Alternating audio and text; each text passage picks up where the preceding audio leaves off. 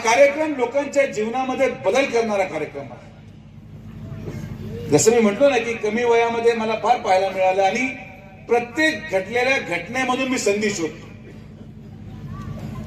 लोकसभेमध्ये काम चांगलं होतं माझं, पण ठीक आहे, काय हरकत नाही, माजी झालो. पण माजी झाल्यावर मी काय करू शकलो? आज मला लोकांनी माझ्या जीवनामध्ये वेळ दिला. मी खासदार नसलो तर मी काय केलं?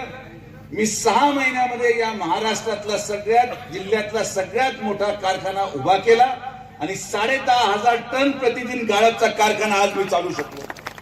मी मोकळं बसलो नाही. उलट मी लोकांना म्हणतो, माझ्यासारखा माणूस मोकळं बसू नका, त्याचे परिणाम वाईट होतात. ज्या ज्या लोकांनी मला मोकळं बसवलं आज त्यांना पण मोकळं व्हावं लागलं. त्यांनी मला बसू दिलं असतं, मी त्यांना हात लावला नसतं. राजकारणामध्ये काही काही लोक पदावर बसलेले चांगले असतात, म्हणजे ते शांत राहतात. मोकळे ठेवले का त्यांना मग उपद्रव सुचतो. इकडे बोट लाव, तिकडे बोट लाव, तिकडे बोट लाव. ज्याला मतदान टाकत तो काही दिसतोय कुठं? तो काही करू शकतो की? तुमचा ऊस घेऊन जाऊ शकत नाही.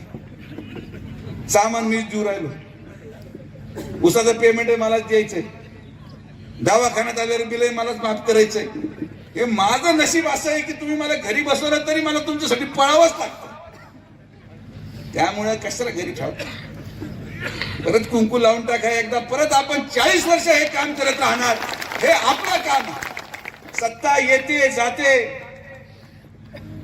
पण आजही माझी झाल्यावर देखील गावाचे सरपंच मलाच म्हणतात, मला कोटी रुपये कामाला द्या. काय करायचं सांगा. मग माझी इच्छा झाली इथून पळून जावं, राजकारण सोडून द्यावं. राजकारणामध्ये आता आपलं काय राहिलं नाही, धंदा पाणी पाहायला पाहिजे. पण कधी कधी हा विचार करतो, सुजय विखे असण्याने सगळ्या गोष्टी होतील असं माझं अजिबात म्हणणं नाही.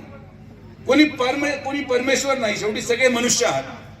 आपण असल्याने काही फरक पडेल असं मी म्हणत नाही, पण आपण नसल्याने सामाजिक समतोल, सामाजिक सुरक्षितता, ज्येष्ठ नागरिकांना न्याय, गरीब माणसांना दवाखाना, हे कोण देणार या विचाराने रात्री झोप येत नाही. म्हणून परत एकदा याच राजकीय जीवनामध्ये येऊन हे सामान वाटपाचा कार्यक्रम घ्यावाच लागला.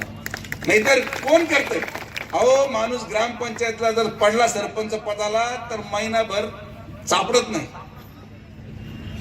महिनाभर सोडा, 6 महिने सापडत नाही.